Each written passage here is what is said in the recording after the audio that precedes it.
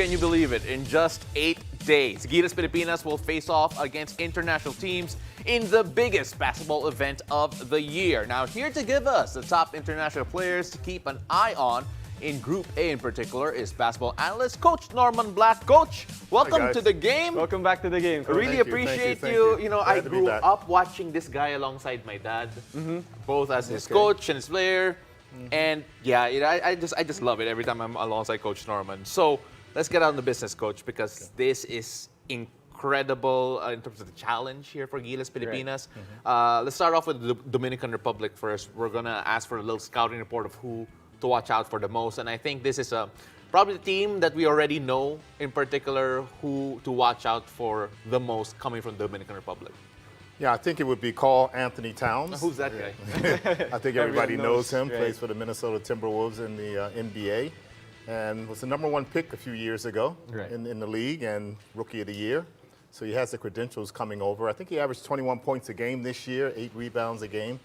And he is self-acclaimed to be the best big man shooter in the history of the NBA. Not sure about that, but Yeah, I'm not sure about that one, but especially this particular year, he went down a little bit. He shot about 35%, but he has been up in the 40% range for almost his entire career. So he is a really good shooter.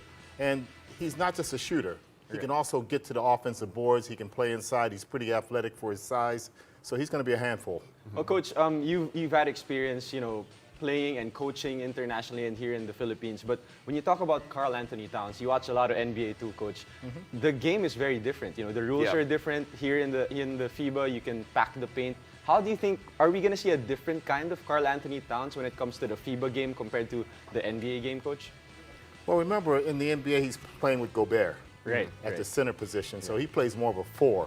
And he's really on the outside. He takes outside shots, he takes three-point shots. But in this particular contest, in this particular event, he's more of the big man for his team. So I expect him to move more inside like he used to. I think he can dominate inside if he wants to, but at the same time, he can make outside shots. So I think he'll make the adjustments. They always say it's a different game, this FIBA compared to the NBA, but in a lot of ways, it's still the same. So should we not expect any, I guess, adjustment time for Carl Anthony Towns, who hasn't played international basketball in around 10 years? He's an all-star. 21 points and 8 rebounds in the NBA, they equate to a pretty good performance in this particular tournament. So I expect him to play well. Yes. We gotta ask that though. Of course, now we move on to Italy here. So I'm gonna help everyone out here with the pronunciation because we got a jazz man to be introduced here. Simone Fontecchio. Yeah, so Simone Fontecchio, interesting guy here. Well, I know a bit about him, Coach, but then what stuck out about him when you looked him up? Well, when you first see him, he looks like a player. He stands straight up and down. He's got a nice body. He's tall, his long neck. He looks tall.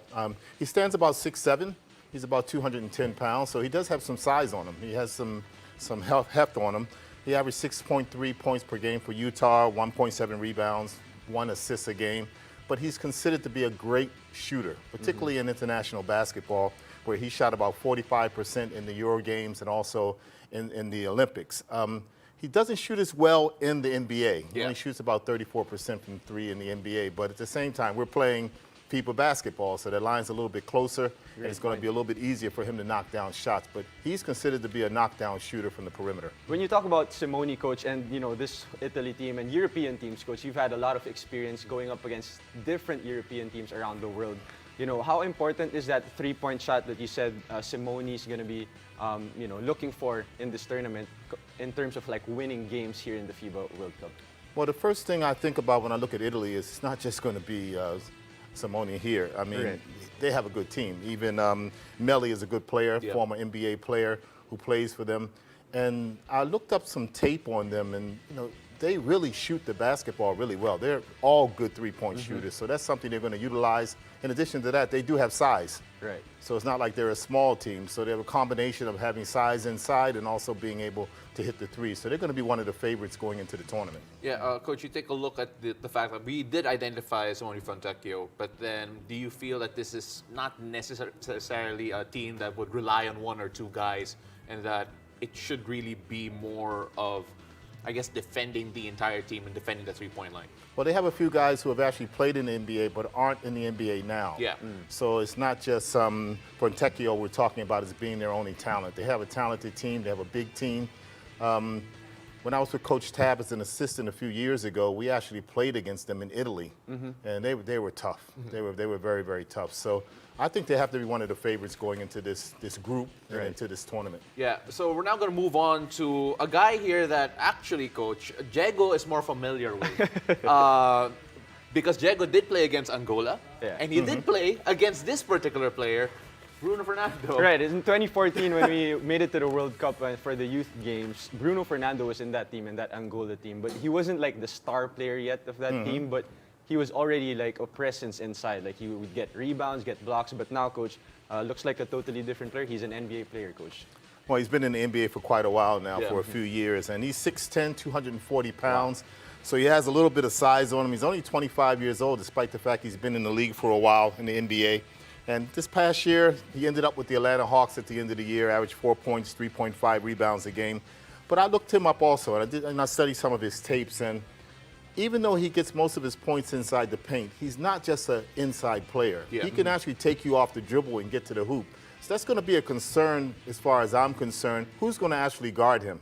And we'll talk about that a little bit later. But he's not the type that just dominates inside. I mean, he's got a nice little hook shot around the basket. He can get points inside the paint, but he's very good off pick and rolls, diving to the basket, and he's also very good at spacing up and attacking. Coach, do you feel that he's going to be the guy for Angola here? He's not necessarily a main option for the Atlanta Hawks. Some people do struggle once they're made the main option for any team. Do you think that Fernando will play a bit of that role, though, when it comes to Angola? Angola does have other good players. Their point guard is pretty good. They have a small forward that is also very, very good, who was MVP of their league just a couple of years ago. And what I'm expecting is we cannot take that team for granted. We cannot take Angola for granted because we're all looking at it like, oh, that's the one where we can get a win. Hey, they're also good, and they have an NBA player backing them up. So we have to make sure that we are prepared, and we make sure that we're really going to go out and play really hard against them. Yeah. And Coach, we talked about the individual players that we are going to be looking out for matching up with Gilas. But when you talk about like the different styles that we're going to be seeing here in the World Cup, you've had a lot of experience, 20, 30 years coaching internationally, Coach. You know, how does that play into the World Cup when it comes to like European style players and teams from Africa?